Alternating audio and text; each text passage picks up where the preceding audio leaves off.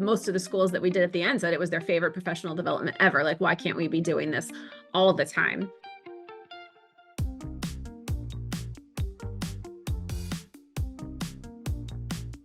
I have done professional development for teachers, like I said, in the format of an escape room. What we were looking at was balanced assessments, like the idea of balanced assessments and what does it mean to assess and what's a formative versus summative assessment. But we've also done it where we, train teachers on, hey, here's how you can write your own immersive adventure. And it almost like reinvigorates the love of learning for them and their students again.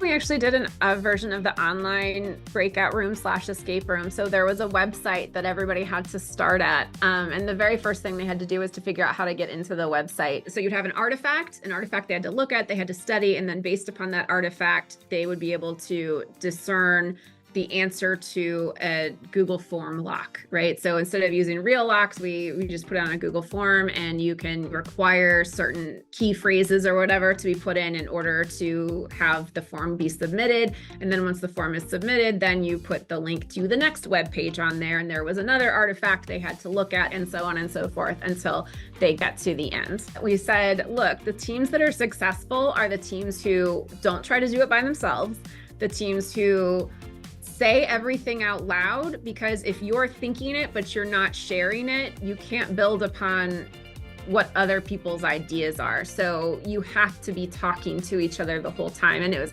was kind of a cool lesson, because what we found, the teams that worked really well together on the PD were the ones who also tended to work really well together in real life. And it kind of drove that point home that as teachers, and that we can't do it alone. You need to have the input with others, and you need to be talking with them, and you need to have that constant communication.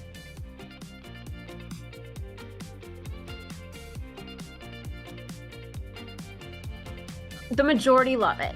There's always going to be some who are like, you know what, just tell me what I need to know and let me get back to my grading. And that's fine. I 100% understand that.